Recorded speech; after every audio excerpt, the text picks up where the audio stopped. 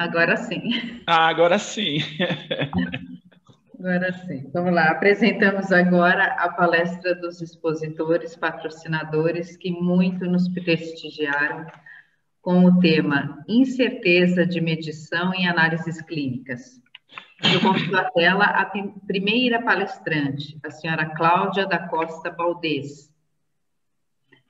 Cláudia tem formação em Biologia na Unigran Rio. Possui pós-administração da qualidade na Cândido Mendes e MBA em Gestão de Saúde e Administração Hospitalar na Estácio de Sá. Em seguida, convido à tela o senhor Jailton Carreteiro Damasceno, pesquisador do Imetro. Jailton possui Engenharia Química pela Universidade Federal do Rio de Janeiro, tem mestrado em Engenharia Metalúrgica e de Materiais pela Universidade Federal do Rio de Janeiro. Tem doutorado em Engenharia Metalúrgica e de Materiais pela Universidade Federal do Rio de Janeiro. É pesquisador, tecnologista em metrologia, a qual do Instituto Nacional de Metrologia, Qualidade e Tecnologia.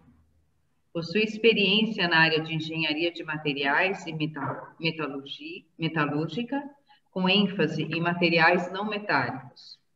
É professor das disciplinas de incerteza de medição e de estatística dos cursos de mestrado e doutorado acadêmico de metrologia e de mestrado profissionalizante de metrologia e qualidade e também do Imetro. Faz orientação e co-orientação de dissertações do curso de mestrado profissionalizante de metrologia e qualidade do Imetro. E convido também o senhor Paulo Roberto Guimarães Couto, consultor e especialista em metrologia do Imetro. Paulo é químico formado pela Fundação Técnico-Educacional Souza Marques. Possui mestrado em Tecnologia de Processos Químicos e Bioquímicos da Escola de Química da Universidade Federal do Rio de Janeiro. Possui especialização em Metrologia das Grandezas, Força e Pressão no Physikalische Technische da Alemanha. No Imetro, é chefe do Laboratório de Pressão e também atua como avaliador da Rede Brasileira de Calibração. É professor das disciplinas de incerteza de medição e de estatística dos cursos de mestrado e doutorado acadêmico de metrologia e de mestrado profissionalizante de metrologia e qualidade, também do Imetro. E também faz orientação e co-orientação de dissertações do curso de mestrado profissionalizante de metrologia e qualidade do Imetro. Daremos início, então, às apresentações. Tá bem? Estão vendo o slide? Sim. Bom, pessoal, antes de tudo, agradecer o convite, né? Essa oportunidade de participar desse webinar. Esse é um projeto que começou há 2 anos passados, né? Com estudo de incerteza e análises clínicas, e essa é uma oportunidade rara de participar nesse seminário a convite do Celso. Bom, o motivo do nosso papo é a ISO 15189. É uma norma de qualidade para laboratórios clínicos. Mais especificamente, ela é baseada na 17.025 e nós vamos abordar especificamente o item requisito 551, né? Que o laboratório deve determinar as incertezas de medição para cada procedimento na sua fase analítica e por aí vai. Por trás disso tem um iceberg metrológico, que eu vou abordar algumas discussões, né, em termos da qualidade metrológica.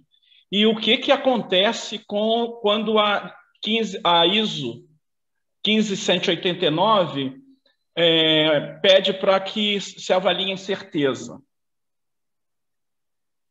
Bom, Existem documentos importantes para a área de metrologia, como a 17.025, é uma norma de organização internacional, né? Lá estão os requisitos técnicos e sistemas para qualquer lugar que queira produzir com a qualidade adequada. O outro documento importante internacional é o vocabulário de metrologia, na verdade é o dialeto, né? Aplicado pelo pessoal da instrumentação, da metrologia. E um outro documento é o Guia de Incerteza de Medição, que, a princípio, é uma proposta para que se avalie a qualidade do resultado de medição de uma mesma maneira.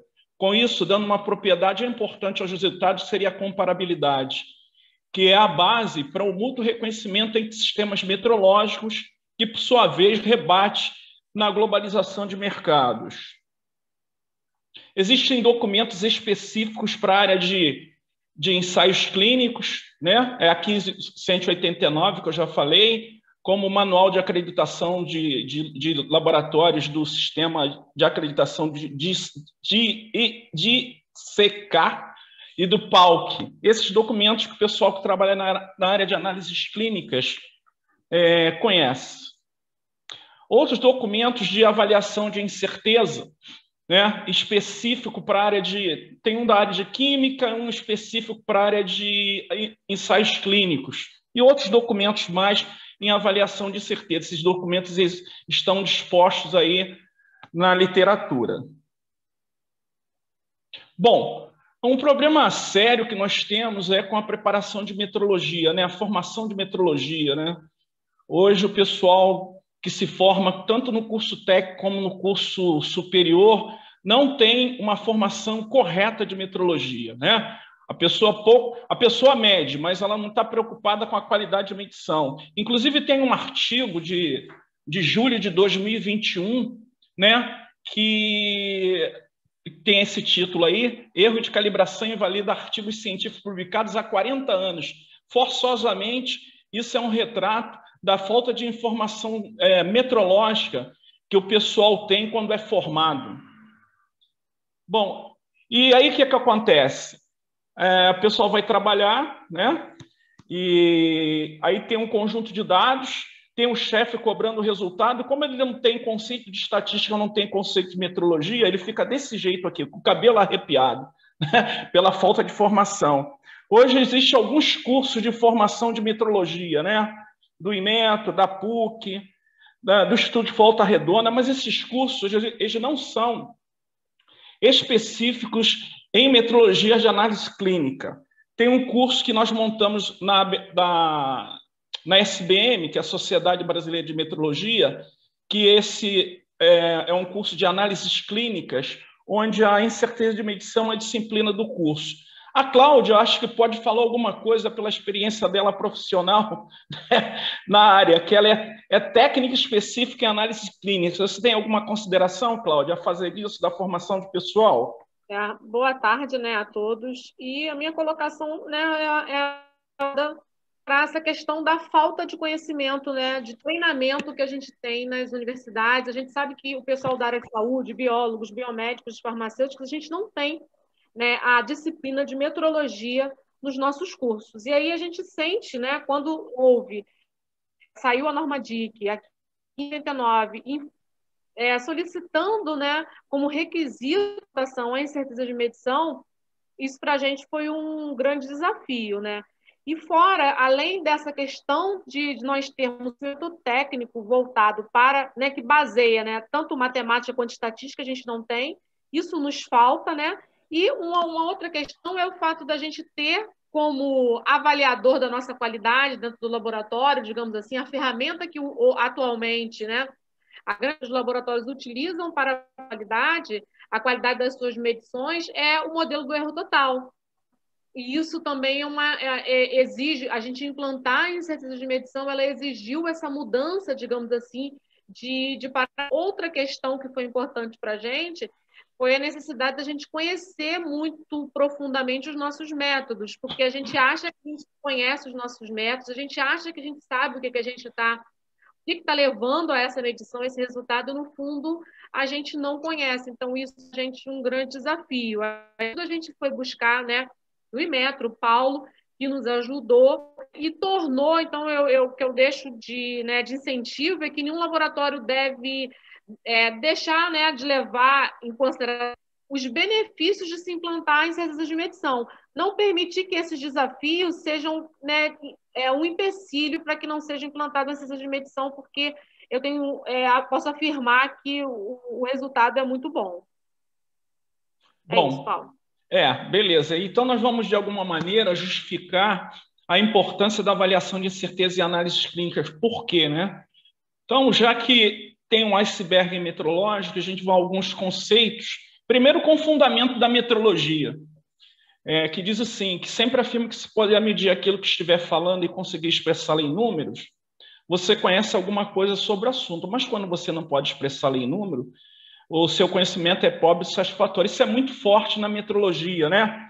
E quem pratica metrologia usando o fundamento de Lord Kelvin, eu costumo chamar de metrologista Lord Kelviano, né? Ou seja, o metrologista Lord Kelviano é o executivo que tem toda a fundamentação metrológica alinhada com a estatística que utiliza o resultado de medição do seu experimento como uma ferramenta de análise e decisão quanto à instrumentação adequada de um processo, qualidade do produto, riscos, custo-benefício, investimentos tecnológicos em função das prioridades e desperdícios, declaração de conformidade, ou seja, etc. Ele tem a competência necessária que o torna um ator fundamental na participação das discussões técnicas, né, e decisões de qualquer empresa. E, basicamente, né, a gente tem etapas para cumprir para que você tenha esse metrologista Lord Kelviano, né? Não vai dar tempo de mostrar cada etapa dessa, mas eu tenho vários estudos de caso, né, para que você se torne um metrologista de Lord Kelviano, que vai desde a fundamentação da medição até, eu costumo dizer, a cereja do bolo, a variação da conformidade do resultado de medições de necessidade de processo. Eu vou apresentar aqui algumas discussões do metrologista Lord Kelviano, nem todas as etapas, no caso de análises clínicas, tá? Bom, uma outra discussão, né, que eu costumo apresentar como se fala de qualidade. Qualidade não é um prédio, né, que você vai começar pela caixa d'água, tá certo? Né? Muita gente tem a qualidade, né, sem construir o prédio, ou seja, tem a qualidade dessa maneira que eu estou mostrando, né? Qualidade pela qualidade. Não, para você chegar à qualidade, você precisa medir, né? E aí ter procedimentos, métodos, norma e ter uma avaliação da conformidade, né? Ter uma qualidade. Se as necessidades do processo exigirem melhoria de incerteza, ou seja, normalmente, pontos do desperdício, um dos pontos de desperdício é exatamente essa amplitude, né, do intervalo de conformidade de um produto. E aí você demanda a metrologia novamente. Então, só tem um entendimento de qualidade, né, ou seja, o usuário que tem realmente esse trinômio amoroso, né? Então, na verdade, nós identificamos 3 grupos de usuários de um laboratório de metrologia, né, que falam da qualidade. Um grupo que entende perfeitamente essa relação entre metrologia, normalização e qualidade. Um outro grande grupo que tem serviço de metrologia apenas para um aspecto administrativo legal. Esse grupo aí, ele vai ter uma auditoria e ele corre num laboratório de metrologia querendo certificado para mostrar ao auditor. 2 coisas erradas aí. Não é porque aquele lugar tem um certificado que aquele lugar tem a confiabilidade metrológica. E não é porque o instrumento tem um certificado que o instrumento está adequado à necessidade do processo dele, né? E um outro grupo para que a metrologia. Bom, então, dentro dessa linha, né, quer dizer, o número de uma norma, ela não pode vir, né, dos caciques se reunindo em volta da mesa e discutindo o número bom da norma. Tá? O número bom da norma ele vem de uma competência laboratorial instalada. E essa competência laboratorial instalada, ela vem de comparações laboratoriais e que cada resultado tem que ter a sua incerteza. Se você não tem incerteza definida, né, de cada resultado, você não pode comparar os resultados. Bom, uma outra coisa a se discutir é a hierarquia dos padrões, né? O laboratório de análise clínica ele está aqui no patamar de ensaios, né? Então, a hierarquia de padrões ela é definida por uma rastreabilidade, ou seja, qual é o pedigree da medição, e à medida que você passa de um patamar de cima para baixo, você vai disseminando incertezas, ou seja, você vai aumentando incertezas. Para que você feche esse triângulo aí, tecnicamente, né, você precisa comparar valores nos vários níveis, né? Então, quanto mais comparação você fizer, maior a oportunidade de você ratificar a qualidade do seu resultado de medição, nos vários patamares, tá? E eu estou discutindo a parte de ensaios, que é o patamar do grupo de laboratórios de ensaios clínicos. Bom, o Inmetro ele tem um esforço, sempre tem um esforço, né, de ter um mútuo reconhecimento entre sistemas metrológicos, tá? Então, um laboratório acreditado no Inmetro, ele participa, de alguma maneira, de todo o esforço do Inmetro, né, em acreditar esse laboratório, de forma a que esses laboratórios sejam reconhecidos internacionalmente. E por aí, se você não tem comparação laboratorial, né, a metrologia se torna uma barreira comercial, tá? Tem vários exemplos disso, não dá para eu falar agora pelo tempo de palestra que eu tenho. E aí tem uma relação mais internacional, né, da acreditação de laboratórios.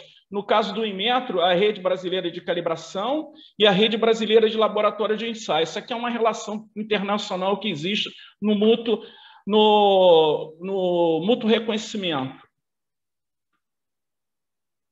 Bom, então, olhando ainda aquele iceberg metrológico, vamos a alguns conceitos da metrologia para que a gente chegue à incerteza de medição. O primeiro conceito é de incerteza. O primeiro conceito é valor verdadeiro. É o valor de uma grandeza compatível com a definição da grandeza. Aí tem a nota 1, que tanto na abordagem de erro para descrever medições, o valor é considerado único, e na prática é desconhecido. E também na abordagem de incerteza, consiste no reconhecimento de que, devido à quantidade inerentemente completa da definição de uma grandeza, não existe um valor verdadeiro, mas sim, de preferência, um conjunto de valores, né, consistentes com a definição. Então, a gente tem o valor que substitui o valor verdadeiro, que é o valor de referência. É aquele valor que serve como base para você comparar grandezas do mesmo tipo. Ou seja, esse valor de referência ele já tem uma dúvida, já tem uma incerteza. Outro conceito importante é o mensurando. É a grandeza que você pretende medir. No caso de análises clínicas, por exemplo, é a glicose de um sangue, é o colesterol e por aí vai, né?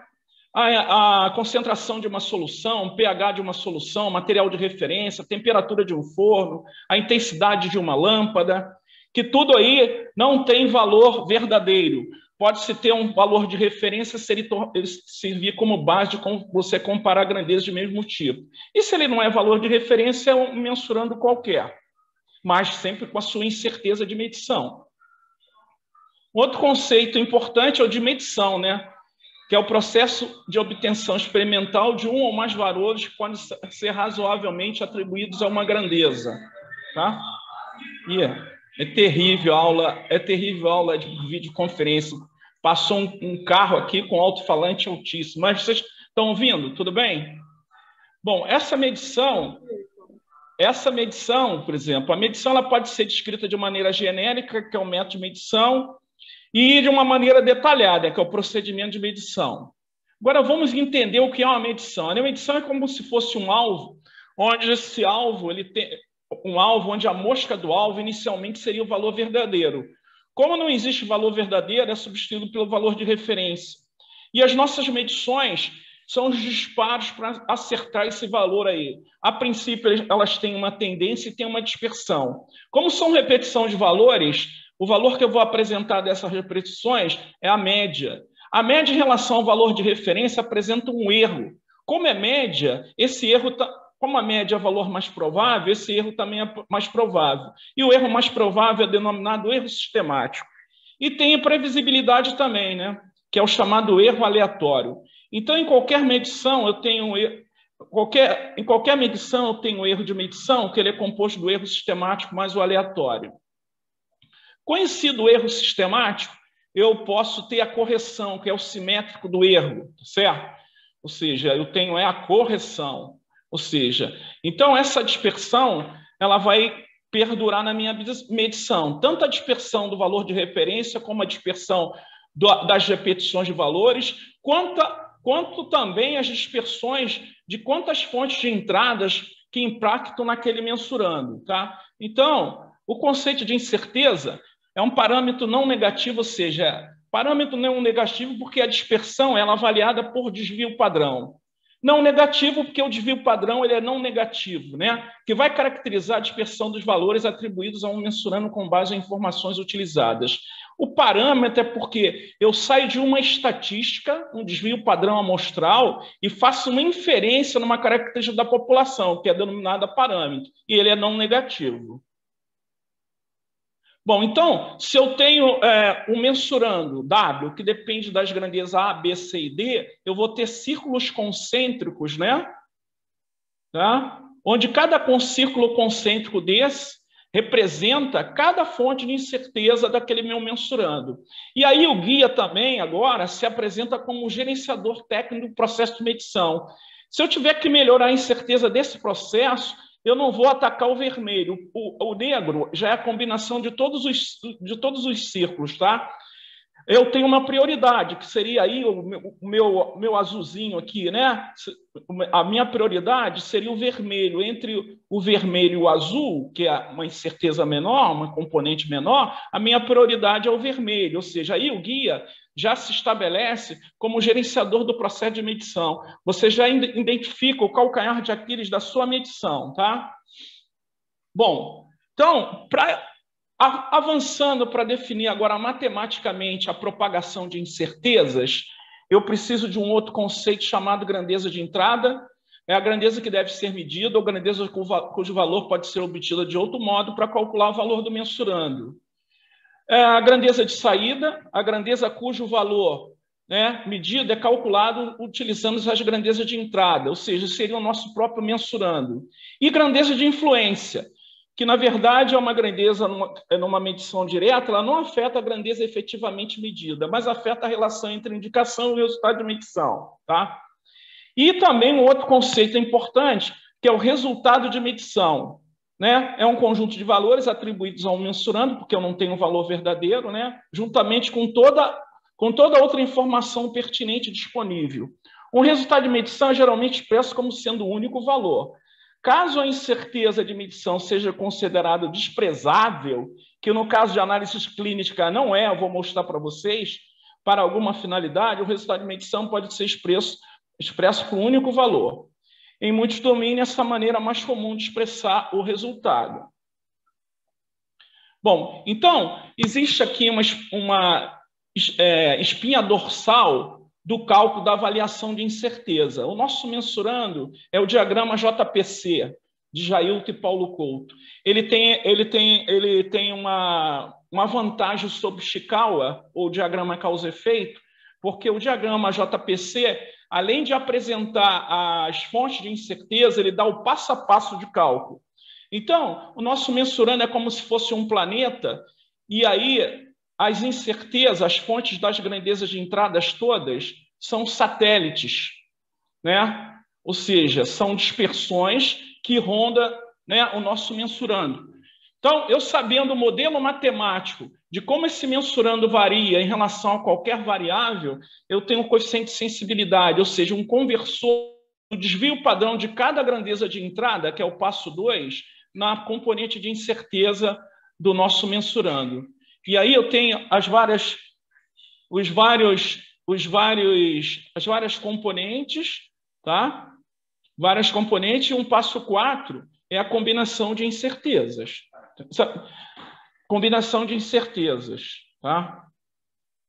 Bom, esse slide também é importante porque existem incertezas prévias, né, que você calcula, né?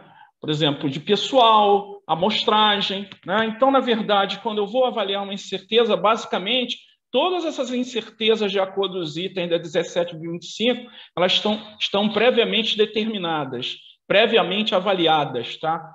E que eu trabalho só no item de calibração ou de ensaio.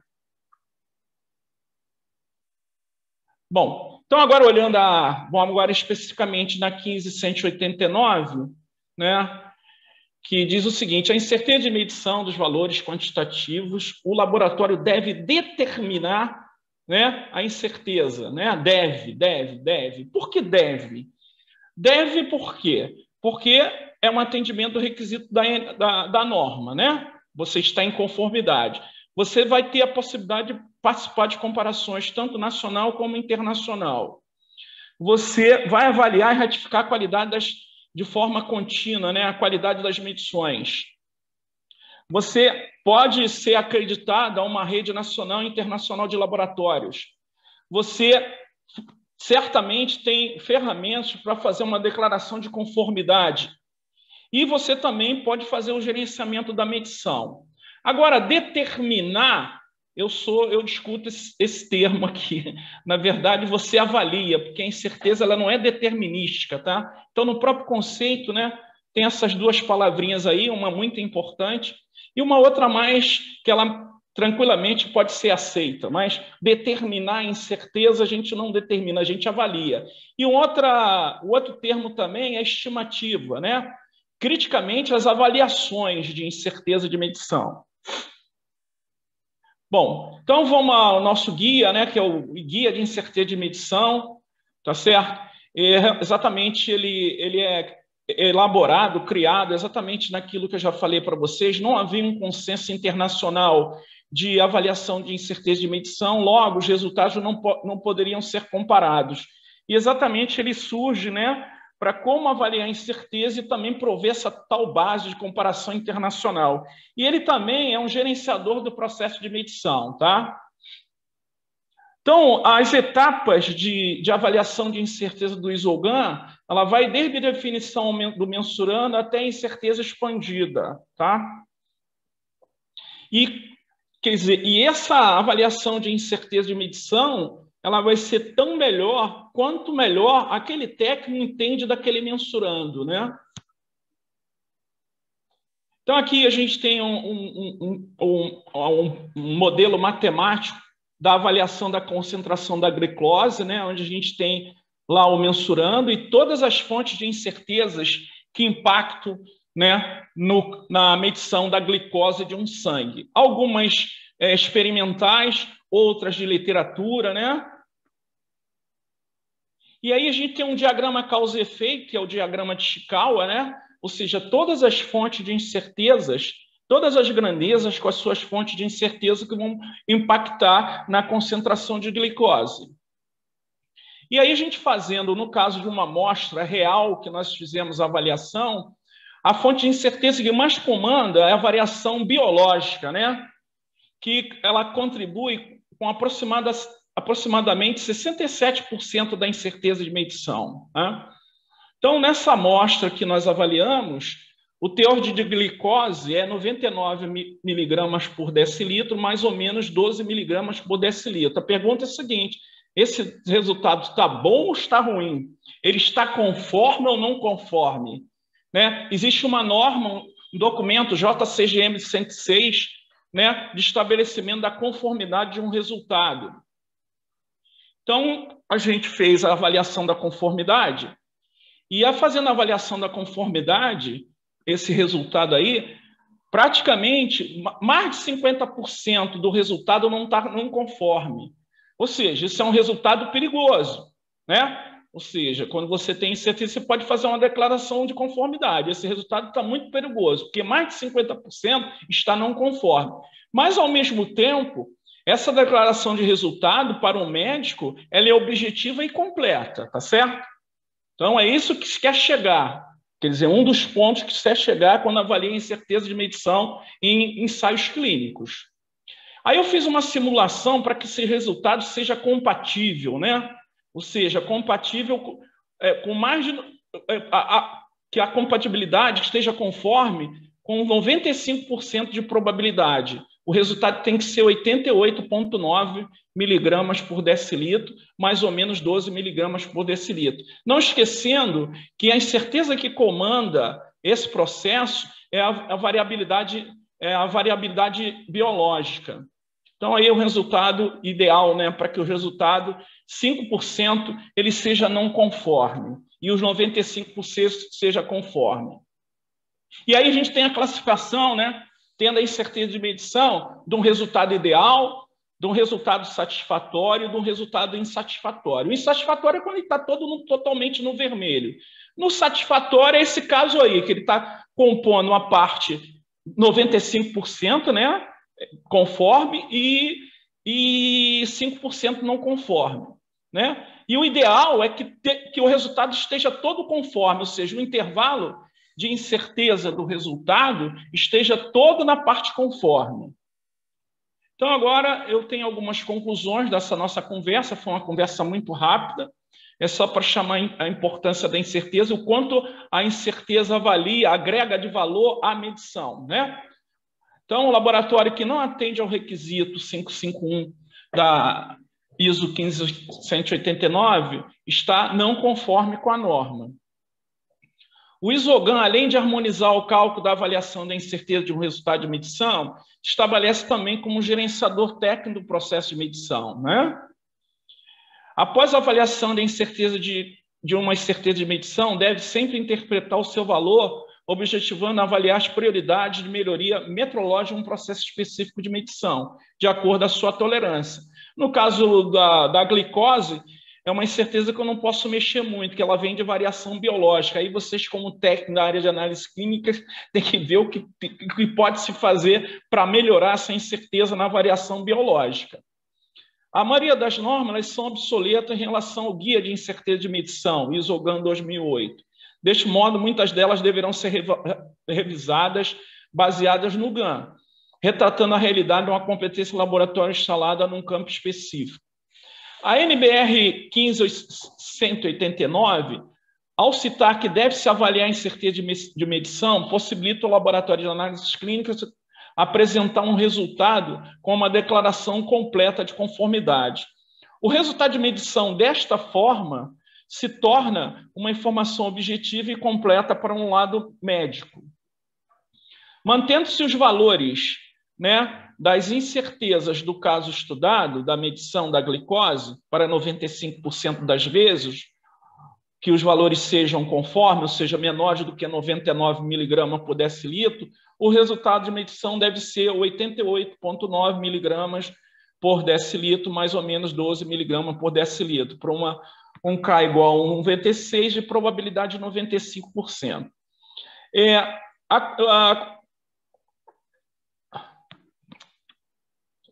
Pulei aqui, desculpa.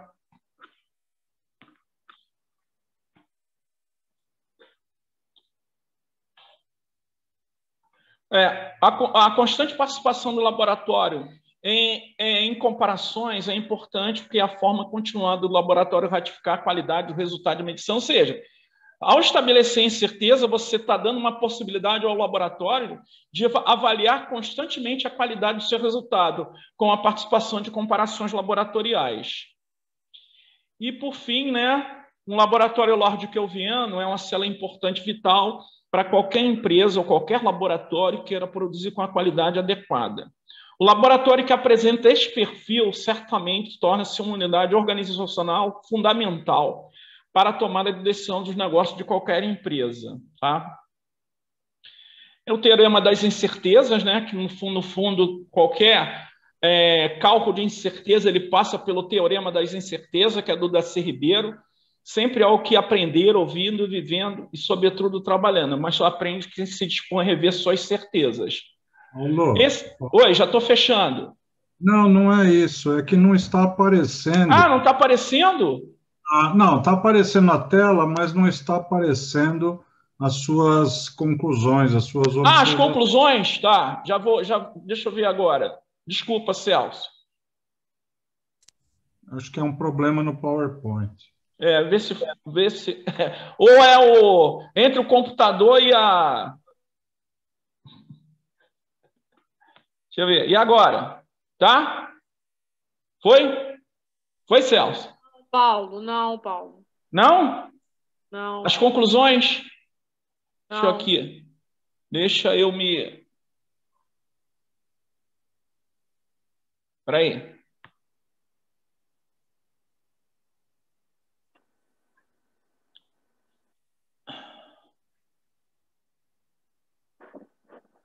Share. E agora? Não. Não? Não foi, não? Não? Não. Não. Pelo menos não tô vendo. Share.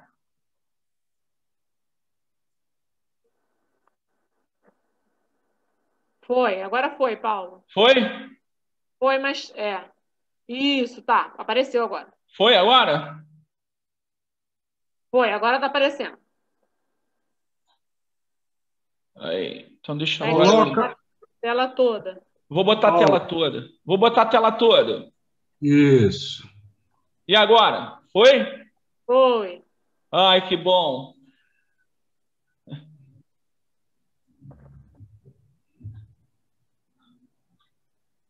Mas não foi. Vocês estão vendo o texto todo, não? Não, engraçado, tá? O texto é pela metade. A tela toda, mas o texto é pela metade. Espera aí que eu vou ver de novo. Eu acho que o melhor é você fechar o PowerPoint, Pode abrir ser. de novo Pode para ser. ele voltar a funcionar. Pode ser, pode ser. Só um instantinho. Enquanto isso, o pessoal já vai preparando as Isso, já vai perguntas. preparando as perguntas.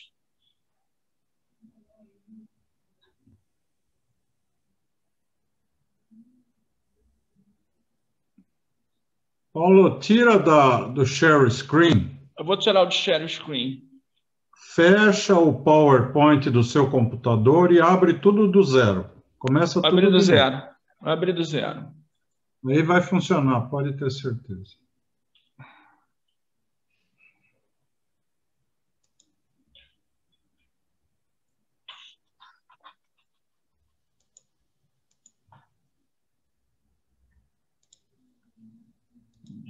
E agora, está aparecendo ou não? Tá melhorando. Melhorou? Agora eu não sei, entrou, eu não sei o que está escrito, eu não sei se tá bom. Aqui, agora foi, Paulo. Foi? Sim, sempre há o que aprender, ouvindo. Isso, ouvindo, tá joia? Houve um probleminha então aqui. Então, o teorema das incertezas. As conclusões, vocês viram com as conclusões, não? Não. Não, as conclusões não. Vimos parcialmente. Não. Vamos para as conclusões.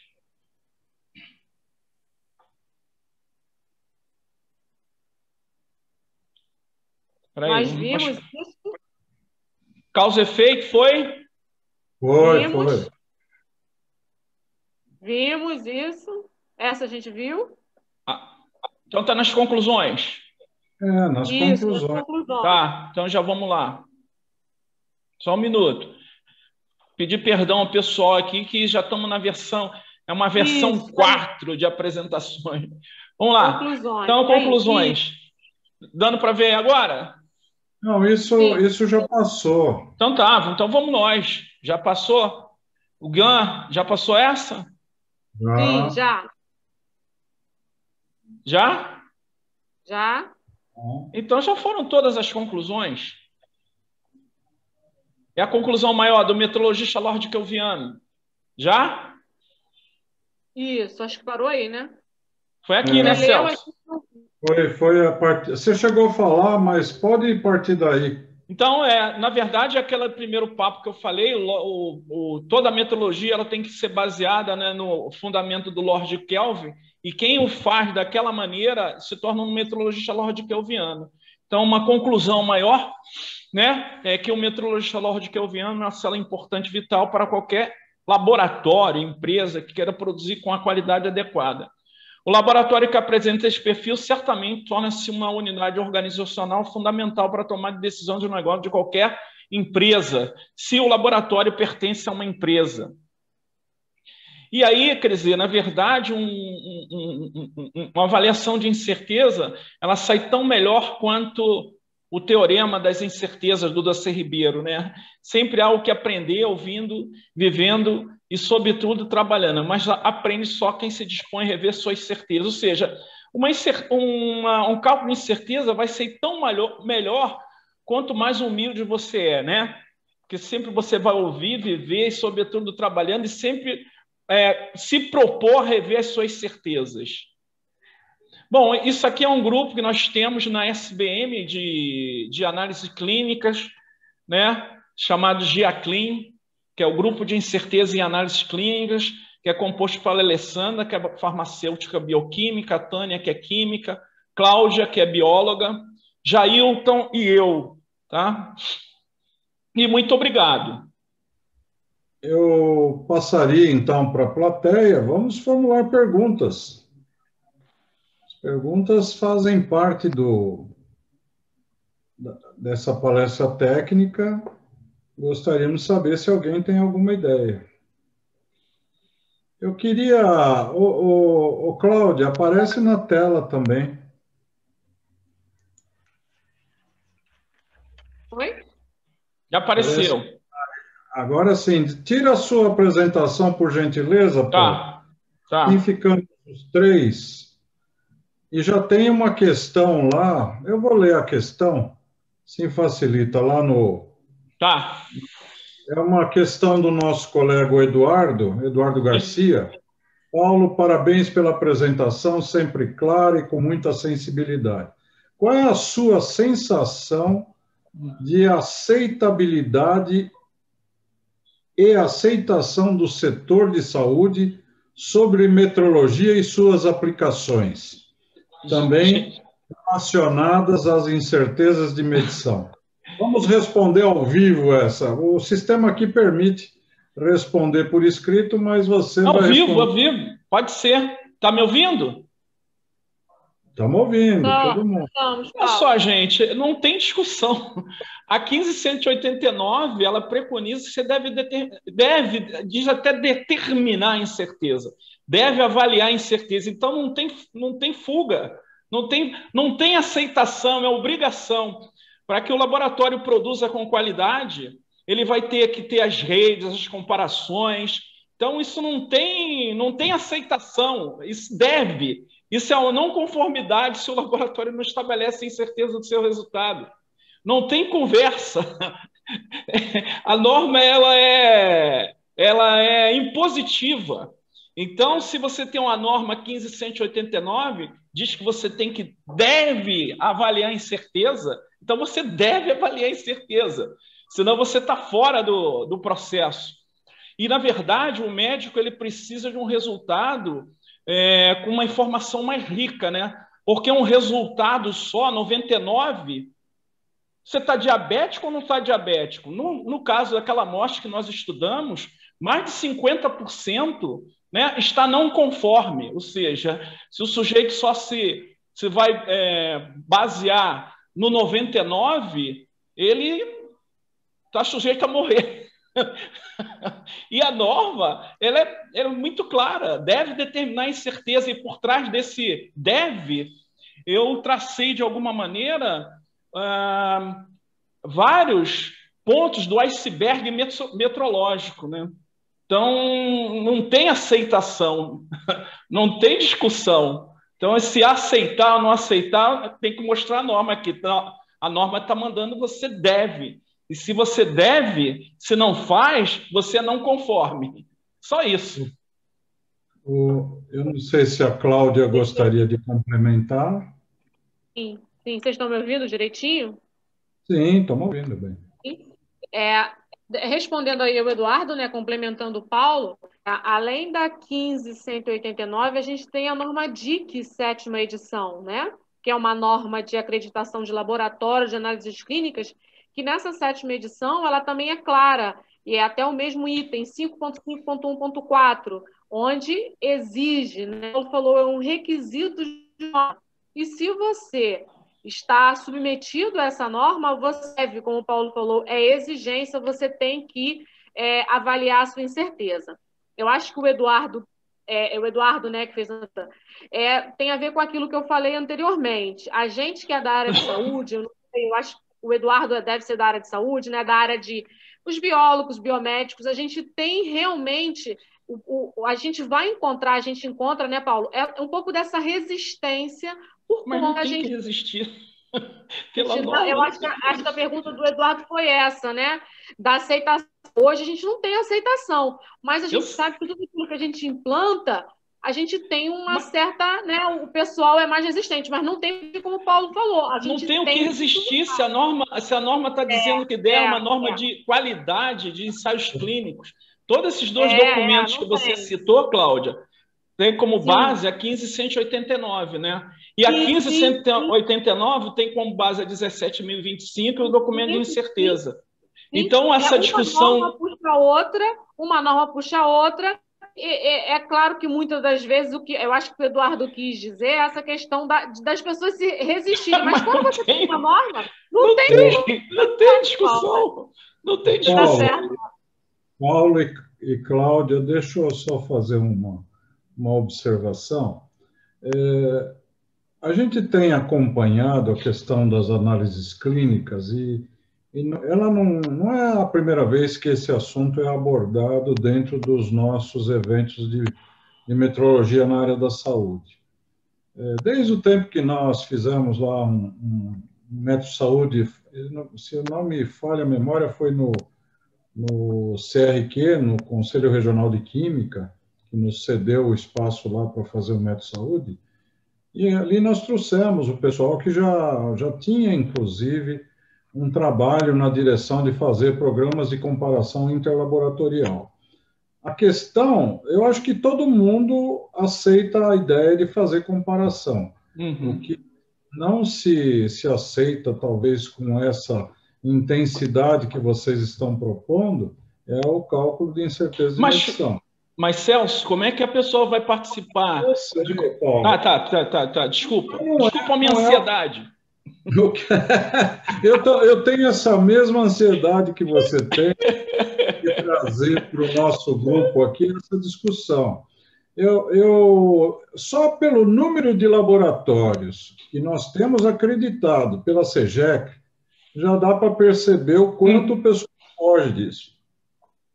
Essa é a realidade. A última vez que eu vi, acho que tinha 2 ou 3 laboratórios. É muito pouco.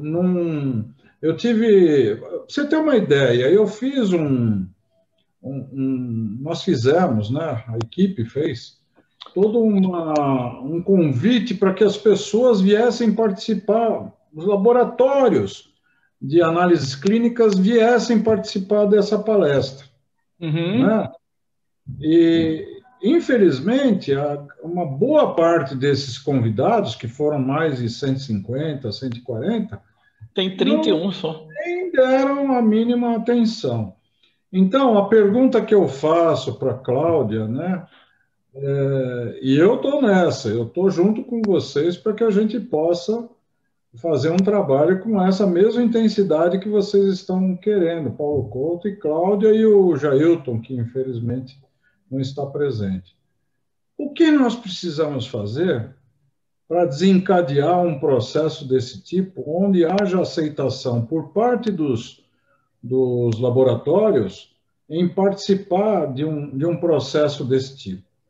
Eu preciso conhecer qual é o segredo para que a gente traga esse pessoal para uma grande discussão. Celso. Eu entendi a colocação do Eduardo. O Eduardo não é da área da saúde, viu? É colega nosso, mas ele é tão entusiasta quanto cada um de nós aqui. Então, vamos pensar, né? Aí é uma provocação.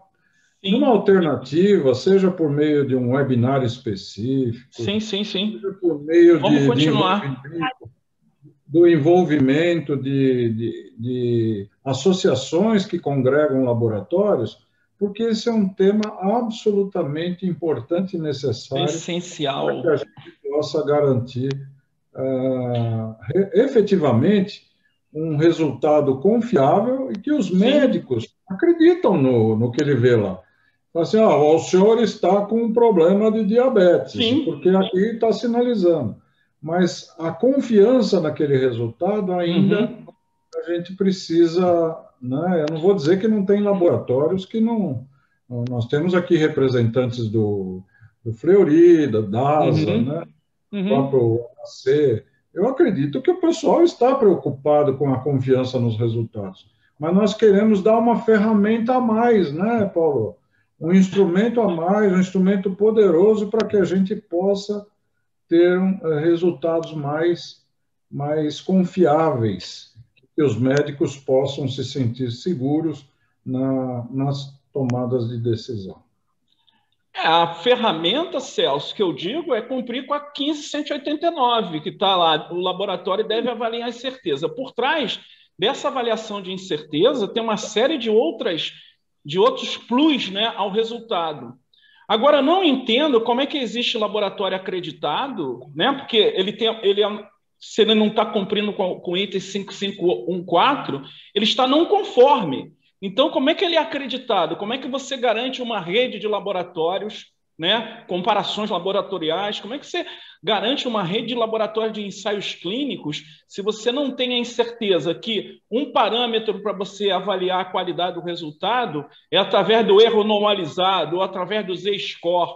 E, na verdade, quando você estabelece esses parâmetros, ele precisa da incerteza de medição, entendeu? Então, a discussão, o iceberg, essa é a ponta do iceberg. E tem muita discussão boa nesse iceberg, né? Eu concordo com você em todas as suas palavras. Pois não, Cláudia? Não, é o que eu queria colocar, eu acho que até o Eduardo perguntou aqui, né, o que a gente faz para incentivar. Eu acho que a gente começa por aqui, né, Paulo? Esses tipos de treinamento. Sim, palestra, webinar. Palestra, mostrando que a incerteza de medição não é esse bicho de sete cabeças, que eu acho que no final a gente tem essa ideia, por conta de ser baseada na matemática e estatística, como o Paulo colocou, existe essa deficiência em nossa formação, mas que isso pode ser corrigido, a gente pode correr atrás e pode resolver. O resultado que a gente obtém com fornecimento de laudos mais seguros, né, para os médicos, isso compensa esse trabalho que a gente tem, né? Então, eu acho que a gente consegue, através dessa promoção desse tema cada vez mais. E quanto às questões de acreditação, Paulo, até para o pessoal, como tem algumas pessoas de laboratório, a questão é que a exigência, colocou aqui no chat, nem todos os laboratórios são acreditados, né? A gente tem alguns laboratórios de análises clínicas que eles só seguem a Anvisa lá, não tem acreditação. Então, como você colocou muito bem, quem é acreditado por alguma norma que tem como base a 15.189, ele tem que estabelecer incerteza de medição, ele não tem para onde correr, né? Eu sei, Cláudia, mas a 15.189, ela é bem clara, né? Mesmo que o laboratório não seja acreditado, essa é uma norma da qualidade de laboratório de ensaios clínicos, seja ele acreditado ou não. Se ele quer produzir com qualidade, ele tem que seguir a 15.189. Entendeu? Então, a discussão, por isso que eu digo, a gente não tem volta. Entendeu? Não tem essa história de aceitação, não, é uma necessidade. E isso não é perfumaria, né? Quer dizer, se aqui... Oi? Me permita, nós todos aqui estamos convencidos disso.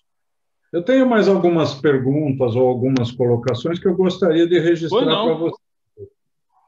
Bom, o Eduardo já como incentivar e difundir esses conceitos, mas eu vou ler todas as questões que estão aqui para ver se a gente acha um caminho, porque nós queremos essa mudança.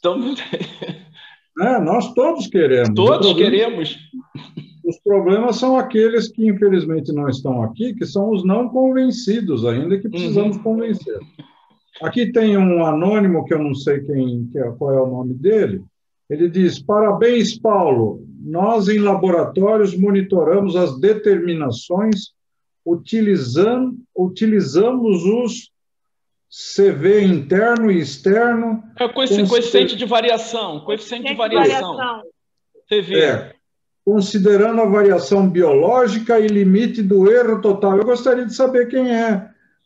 Põe o seu nome, por gentileza, no chat, ou aqui mesmo no QIA. Esta está em nossa linguagem. Como dialogar entre esses termos? Essa é mais uma pergunta. Eu vou falar também o que falou aqui o Luciano Damasceno. Boa tarde a todos, parabéns pela excelente apresentação. A norma preconiza o dever de se determinar ou, como você colocou, avaliar a incerteza de medição.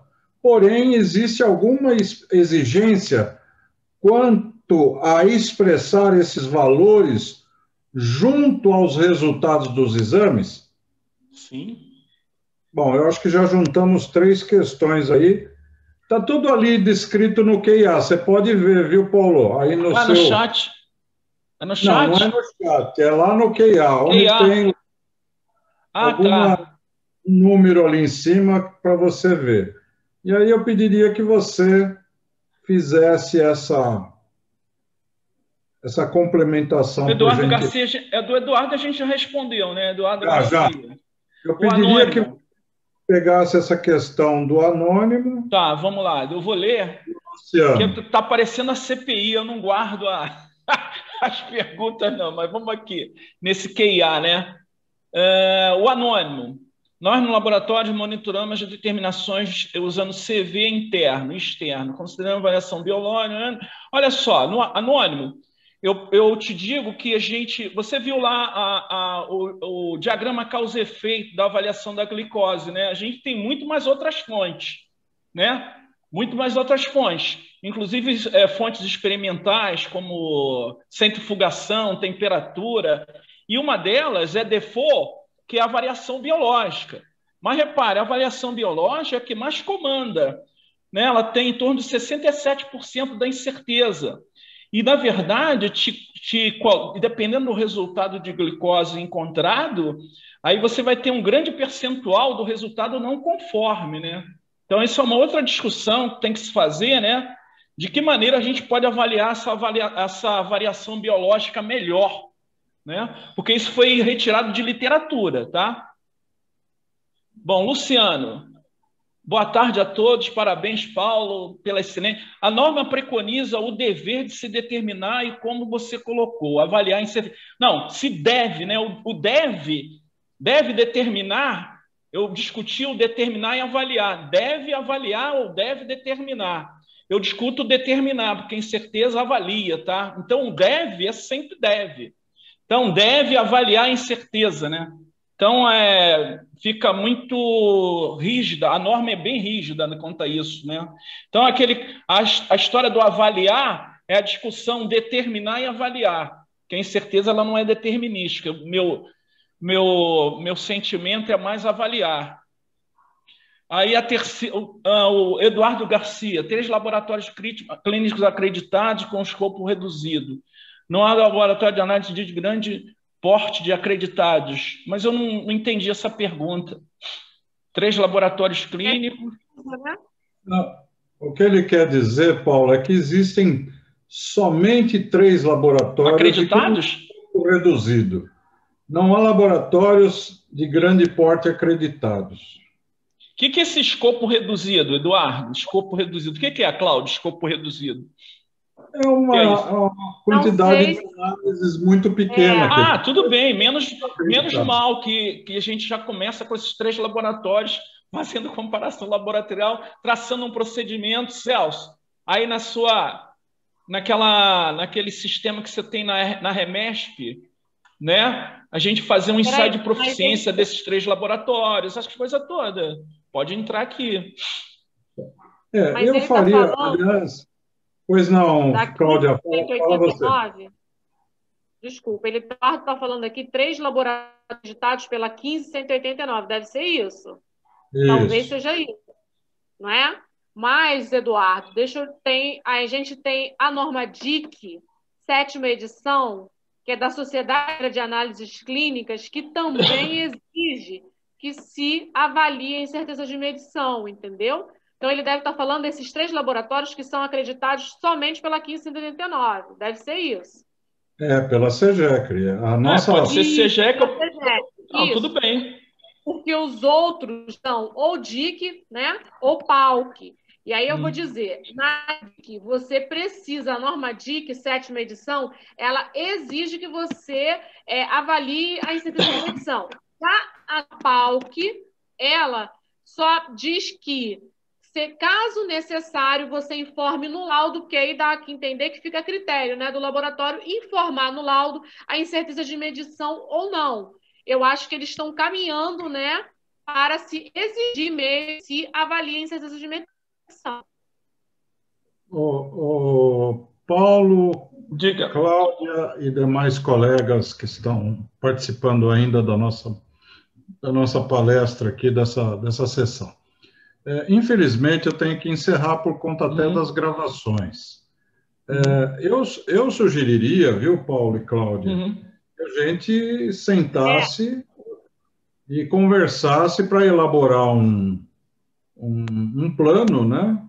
Envolvendo, inclusive, essas associações, envolvendo as outras pessoas lá da SBM, para que a gente possa pensar até em ensaios de proficiência com essa sinalização aí, né? Nós já temos alguma coisa agendada para a área de águas, né? Não custa a gente pensar em algo para a área de ensaios de análises clínicas. Análise clínica, de repente pega um analito só, por exemplo, a glicose, mais um outro colesterol.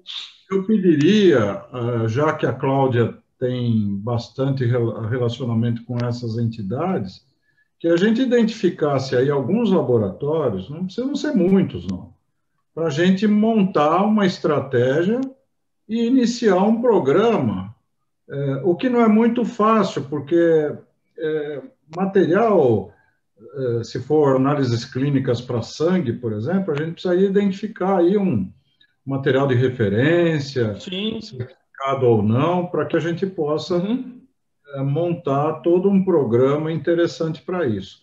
E nós, a Remesp, estamos disponíveis para a gente tentar, pelo menos, né? Não é uma tarefa muito simples, mas a gente já está trabalhando em outros setores, como alimentos, como águas. Eu acho que vale a pena a gente pensar a respeito e desenvolver um programa para atender essa demanda aí, sim. Tá, então, o que eu pediria, Cláudio e Paulo, que a gente identificasse essas pessoas e aí a gente organiza uma reunião, né? Com um grupo reduzido, porque com muita gente também a gente não avança rápido. Um grupo um pouco mais reduzido de pessoas que têm interesse em ver que essas coisas caminhem lá para frente. E aí eu conto com vocês, porque nós não temos equipe técnica para essa demanda, não. Tá bom? Vamos encerrando? Eu acho que só tenho que parabenizar vocês dois. O Paulo e a Cláudia eu não conhecia, mas o Paulo, que já é uma pessoa que já somos amigos há muitos anos, a gente sabe da dedicação dele em prol da metrologia, e cada vez ele vem com novos desafios, né? Eu gosto muito quando ele fala em Lorde Kelviano.